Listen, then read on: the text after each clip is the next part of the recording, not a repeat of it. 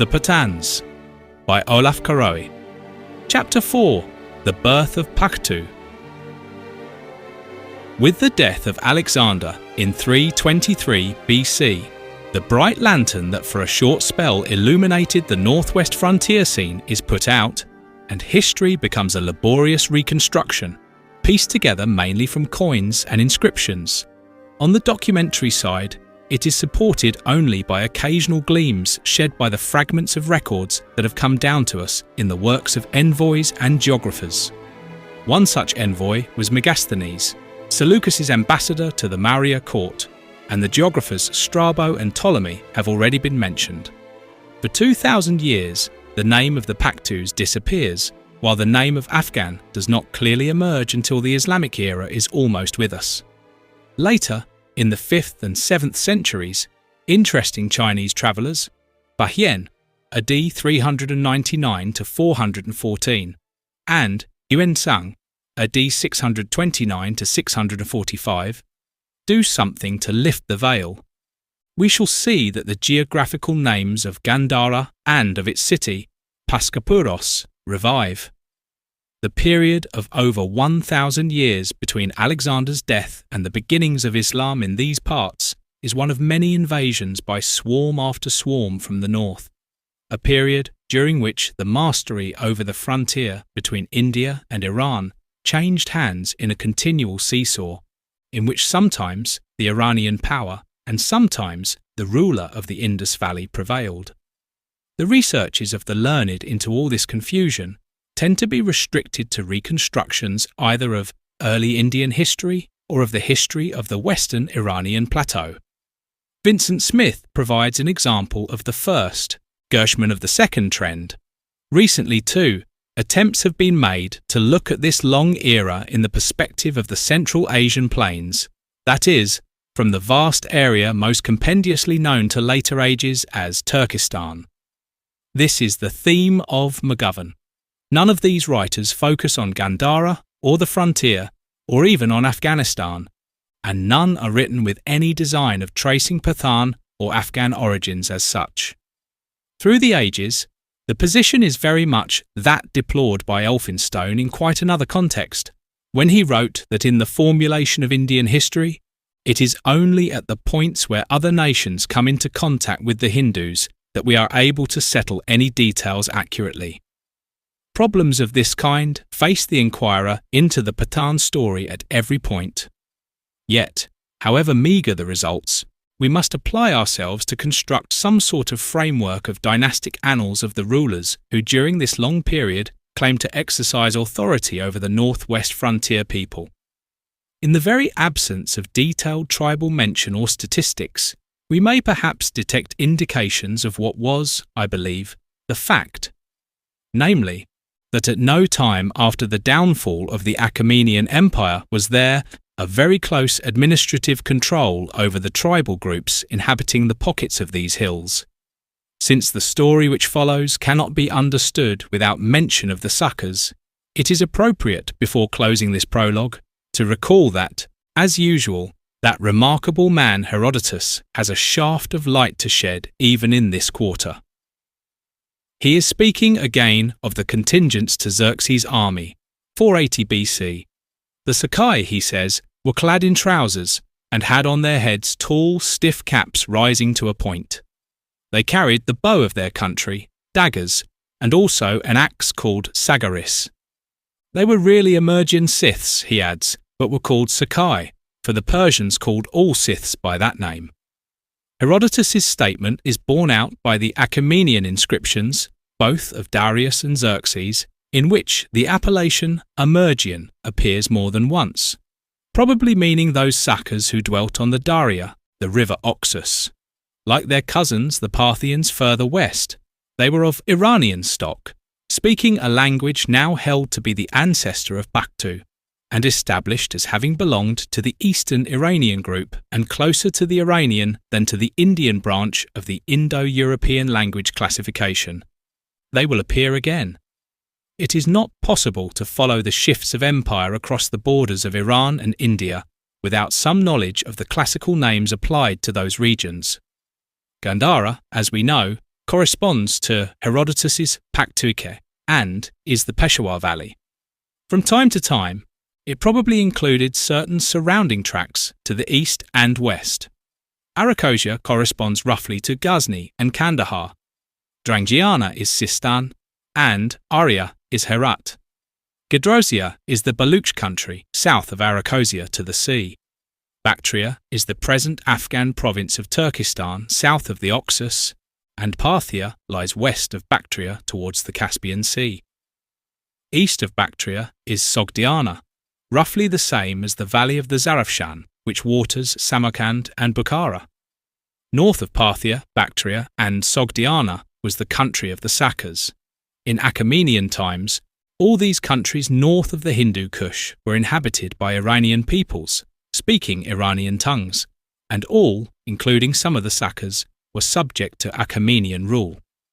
As to the vernacular language of Gandhara at this time, we have no positive information, but it is difficult to believe that a satrapy subject to the Achaemenians for nearly 200 years did not speak dialects influenced by the Iranian group, though no doubt, owing to proximity to India, admitting Indian affinities also.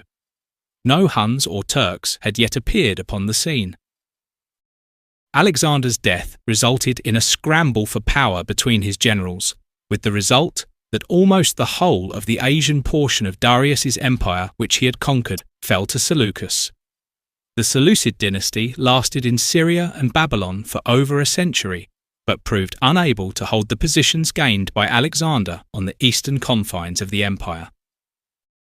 The Macedonian officers were driven out of India and Gandhara after a very few years, and an advance by Seleucus in person in 305 BC in an attempt to consolidate his power to the Indus resulted in his defeat at the hands of a newly arisen power in India, and a treaty by which, in return for a gift of 500 elephants, he surrendered not only Gandhara but Arachosia and Gedrosia to his Indian rival. That rival was Chandragupta, in Greek Sandrakottos, founder of the Maurya dynasty in 323 BC and grandfather of Asoka, 264 to 227 BC. After Asoka, the Maurya Empire broke up, but for about 100 years the Mauryas ruled the Peshawar Valley, the frontier region and beyond, probably as far as Lamkan in the upper Kabul River Valley. Asoka was the great apostle of Buddhism, and his edicts at Shahbazgaha near Mardan and above Mansehra, with inscriptions at Taxila and in Lamkan, attest both his faith and the tolerant humanity of his rule. The idols of Bamiyan in the recesses of the Hindu Kush and many traditions as far north as Bukhara show that the Buddhist influence radiating from India once captured much of what had been eastern Iran. But the Asoka inscriptions tell us little or nothing of the ways or the affinities of the people of the borderland over whom Asoka ruled. And, like diplomats after him, Megasthenes, the Seleucid envoy at the Maurya court, was too involved in the round of the capital to place an ear to the ground in the frontier provinces. The ruins of Buddhist monasteries on the hillocks of the Peshawar Valley occupy the most delicious sights, enjoying in every case a prospect wide and diversified, and displaying even today something of the spirit and imagination of the pious men who planned and built them.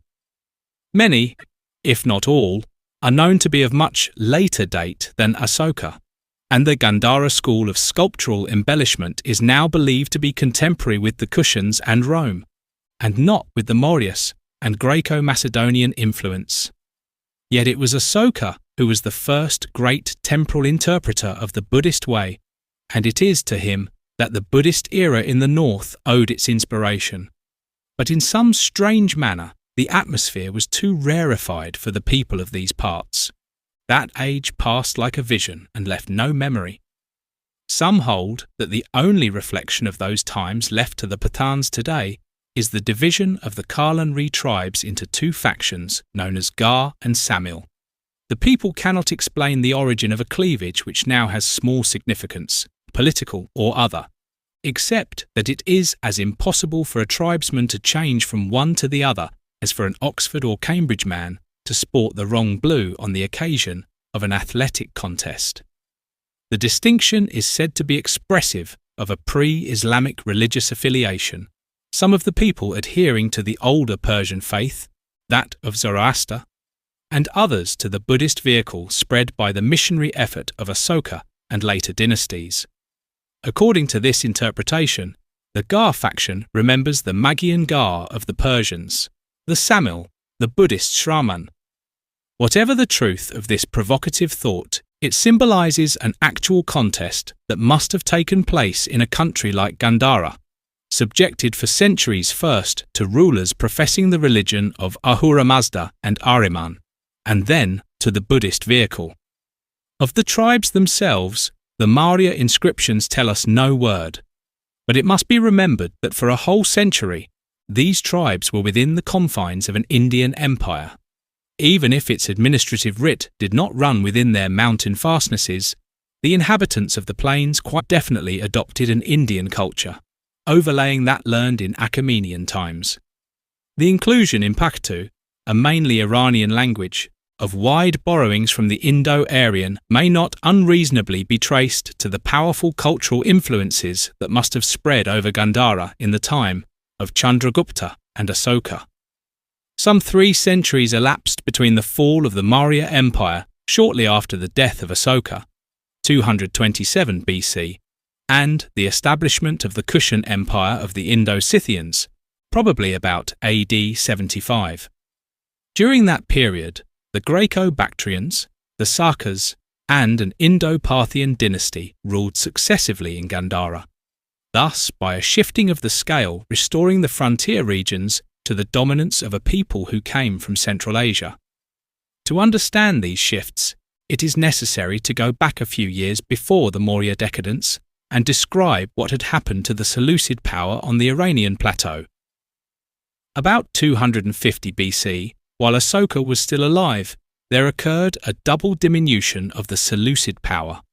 In the east, a falling away of the Bactrian satrapy and a revolt of the Parthians in the west.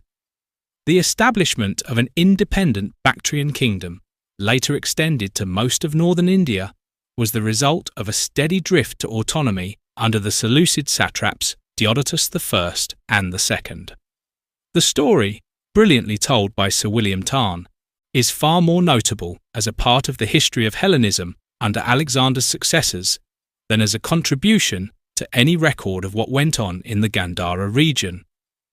The second Herodotus and his son-in-law, Euthydemus, were able to establish Bactrian independence, even in the face of determined efforts by Antiochus the Great to reduce Bactria to its Seleucid allegiance in 206 BC. Round about 185 BC, under Euthydemus' son Demetrius, the Bactrians invaded and conquered Gandhara and the Punjab, establishing their power on the ruins of the Maurya Empire at Taxila. There followed a Seleucid-inspired attempt to regain control of the eastern marches under a prince named Eucratides, who defeated and slew Demetrius and, for a time, occupied Gandhara as far as the Indus. But Eucratides in his turn was forced out of Gandhara by Menander, who, originally Demetrius' army commander, succeeded to the Bactrian power in northern India, which, as general, he had done the most to create. This internecine war between Greek and Greek led not only to the severance of Gandhara from Bactria, but was fatal to any ultimate hope of establishing a lasting Hellenic civilization in what is now Afghanistan and the Indus Valley region. Nevertheless, these rulers, with capital first at Taxila and later at Sakala, Sialkot, left some of the finest coinage ever struck and, according to Tarn, a tradition in art which in the later Gandhara sculptures typifies the change from Hinayana to Mahayana Buddhism, the lesser to the greater vehicle, by the representation of the Buddha as a god. The Graeco-Bactrians ruled in Gandhara for about a century, 185 to 90 BC, until, torn apart by the fratricidal jealousies inseparable from political systems of Greek inspiration, their kingdom disintegrated into a group of petty states ruled by princelings, and was unable to stand up against a fresh deluge, that of the Sakas advancing both up the Indus from the direction of Baluchistan and from the north. It is reasonably certain that under the Graeco-Bactrians, the population of all this area was Iranian and continued to speak East Iranian, Bactrian, or Sogdian dialects. But the Hellenized upper classes, the remnants of Alexander's colonists or those influenced by them, had managed to impart a Grecian veneer to the country by the occupation of the higher posts, by the fact that Greek or Macedonian soldiers were needed to guard the frontier marches against the Saka nomads, and by the planning of cities on a Hellenic model. Even so, might we say, a British veneer has been left on Peshawar today. It is probable that the remoteness of this advanced Greek post was one factor which enabled Iranians and Greeks, as it later enabled Pathans and British in not dissimilar surroundings, to establish an understanding which should stand the test of time. Whatever the reason, the Greek element in the Bactrian culture was transmitted to Gandhara. Attempts have often been made to see in the appearance or the tradition of the Pathan some far-off memory or debt, reaching back to this Hellenic civilization which endured for a century on the Peshawar plain, its power radiating from Taxila. As already suggested, traditions such as that of the Aphrodis claiming a Greek ancestry must be ascribed to this time rather than to the brief months of Alexander's passage. But proof there is none. Except for a very tenacious script, a splendid coinage, and a few sculptural relics, there is little to catch hold of. According to the latest authorities, the great mass of Gandhara sculpture does not belong to this period at all, but to that of the Kushans 2 centuries later. It is not now held to be the artistic expression of Graeco-Bactrian rulers. That little trace remains is to be ascribed partly to the fact that Bactrian rule in this region was in essence Iranian, in inspiration with a Greek top-dressing only, and partly to the shattering effect of the many invasions which passed this way in later centuries. The Graeco-Bactrian kingdom of Taxila and Sakala gave way to a Saka invasion which started circa 97 BC. But before examining the Saka credentials, it is necessary to go back to the second revolt against Alexander's successors, that of the Parthians, in 249 BC. Unlike the Bactrians, the Parthians had no Grecian veneer of culture. They were hardy Iranians of Scythic nomadic stock, akin to the Sakas, and located in the steppes between the Caspian and Aral Seas, where Soviet Turkmenistan now stands. Their rule over Persia, finally established after some 50 years' warfare, was destined to endure for nearly 5 centuries. The leadership was in the hands of a Parthian clan of the Pani tribe, the chief of which, Sakas, gave his name to the Arsacid dynasty, which ruled Persia until overthrown by the Sasanians in the 3rd century of the Christian era. During that long period, the Hellenic elements in the culture of Western Iran were gradually absorbed, not the last occasion in history on which Persia has taken captivity captive. The Arsacid dynasty, aided by the famous horsebowmen shooting over their shoulders as they rode away, resisted all comers, even the legionaries of Rome. In Western story, they are chiefly redoubtable for the overwhelming defeat they inflicted on the triumvir Crassus, killed and his army annihilated at the Battle of Caroe in 53 BC. The Achaemenian province of Parthia was roughly conterminous with the modern Persian Khorasan, that is, the province of Meshid, but the Pani were nomads from further north, and though of Iranian stock, were really Scythians closely allied to the Sakas who subsequently defeated the Graeco-Bactrians and overran Gandhara. The point to grasp is that in both cases they were nomads conquering a sedentary people and of much the same Iranian origin. Both advances, that of the Parthians into Persia and of the Sakas into Gandhara, were part of a vast southern movement of Scythic tribes which both in Persia and in Bactria put an end to the Hellenism which under the Seleucids and the Graeco-Bactrians had been imposed upon the Iranian world. But the Parthian invasion of Persia took place more than a century earlier than that of the Sakas further east, It was a precursor, and its leaders had already embraced the Persian civilization by the time the Sakas moved on the settled lands. It so came about that the Parthians were ready to resist Saka incursions in the direction of Persia, and did so with effect. In the result, the Sakas were forced southeastward overran Bactria, and moved thence some towards Gandhara and some towards Sind. Throughout, they remained closely linked politically and culturally with the Parthians. For instance, the form of Iranian tongue which they spoke had elements in common with that of the nomadic Parthian tribes. It is to this period of history that we are told we must assign the first beginnings of the language of the Pathans, which according to the latest authorities is probably a Saka dialect introduced from the north. Before proceeding further with dynastic annals, let us examine the grounds of this theory. This language, whether Paktu or Pashto, is the most obvious symbol today of Pathan identity and the measure of Pathan pride. If it can be shown with some degree of probability that its prototype came in with the Sakas, another stone will have been laid in our foundations. There is a passage in Justin, a Latin writer of date uncertain, but possibly the late 2nd century AD, describing the Parthian language as halfway between Median and Scythian, and a mix-up of both. This is not a bad description of a rough Iranian tongue, such as might have been the precursor of the language of the Pathans. In the article on Pashto, or Paktu, in his Linguistic Survey of India, Grierson, quoting Darmestetter, holds it to be conclusively proved that this language belongs to the eastern group of the Iranian family. He admits that it has borrowed extensively from northwest India, but affirms that its parentage is the Avesta, with its so-called Zend commentaries. Just as modern Persian is the principal example of the Western Iranian group descended from the Old Persian of the Achaemenians, so Paktu, together with Baluchi and various Pamir languages, can be related to the Eastern Avesta. The Avesta and the Zend are the Zoroastrian scriptures.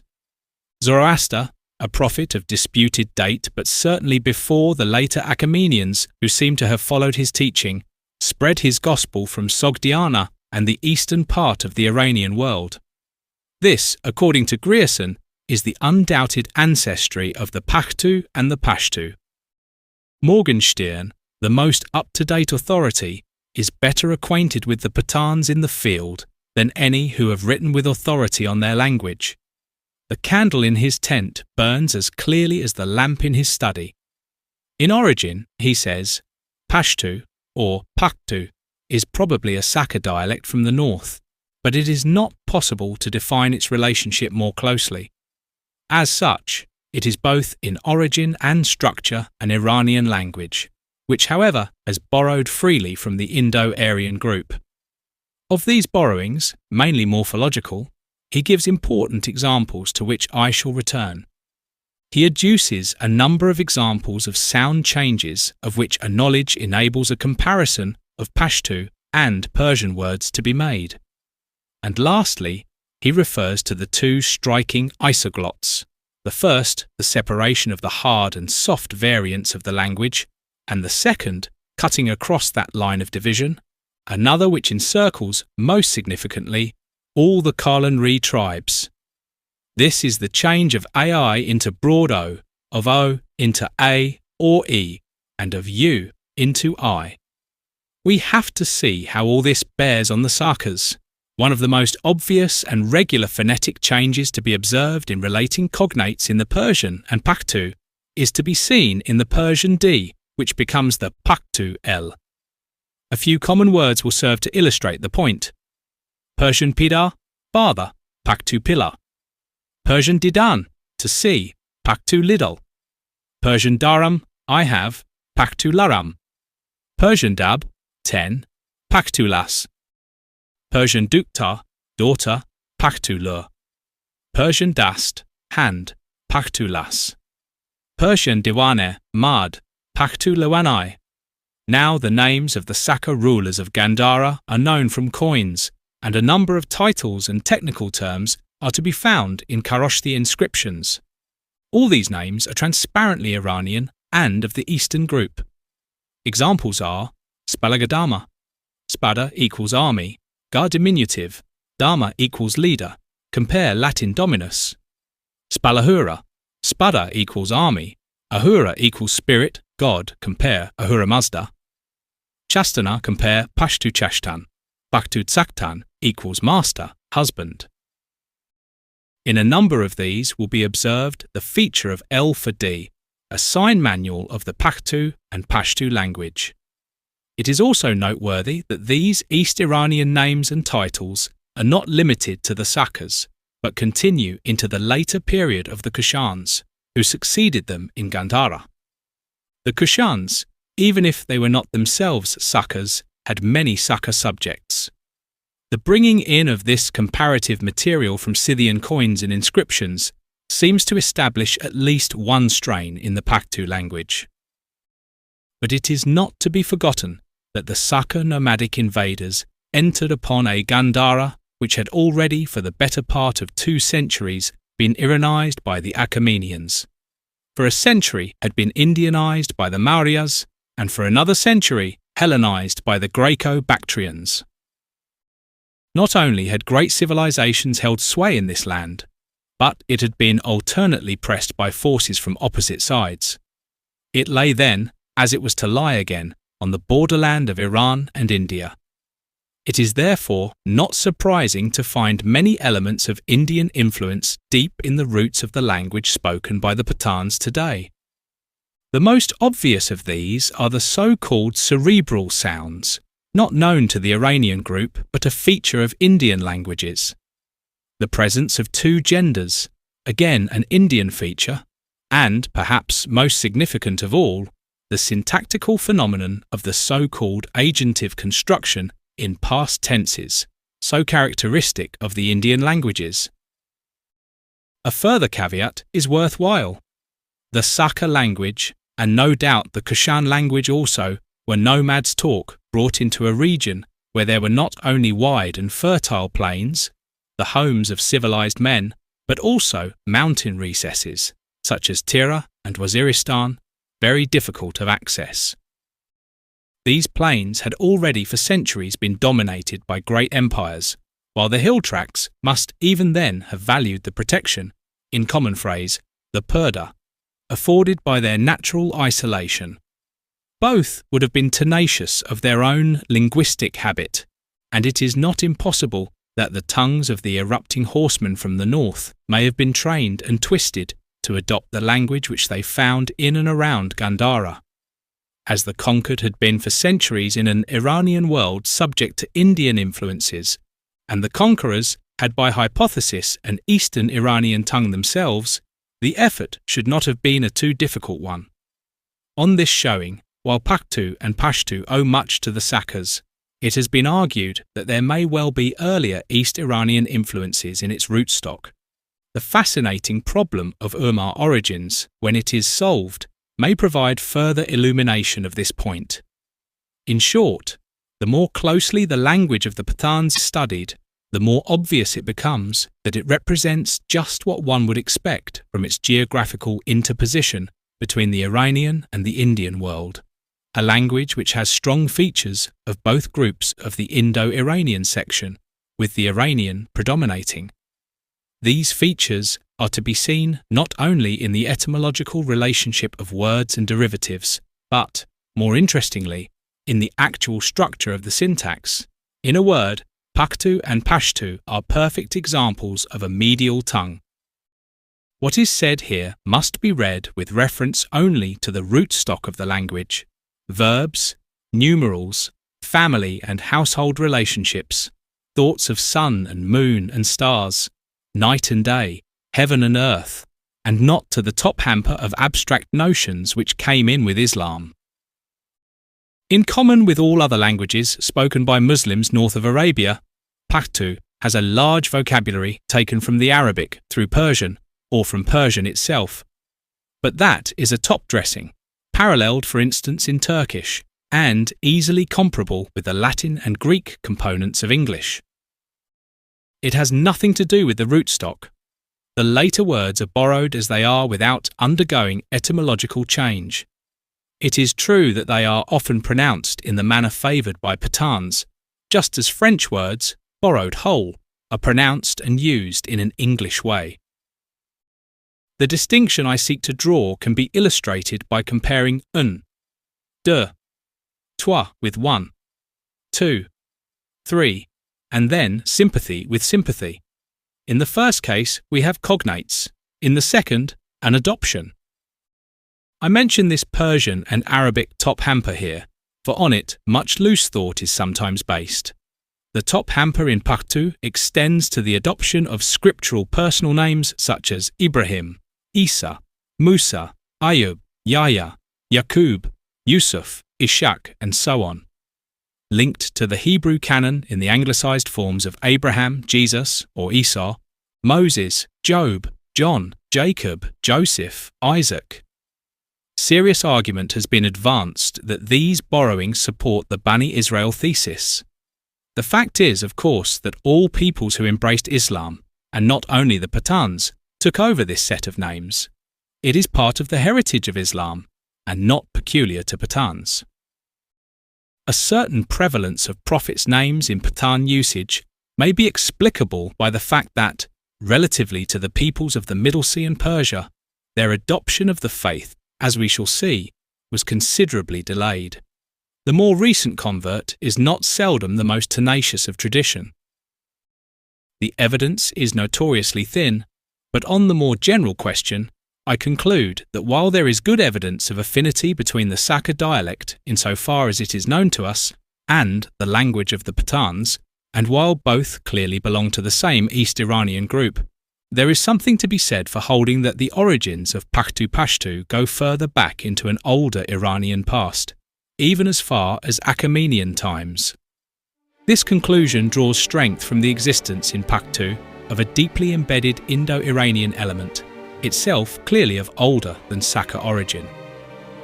So following the best authorities, with the Sakas at the latest, we can begin to think of people in Gandhara talking a language from which the present Pathan language has come down.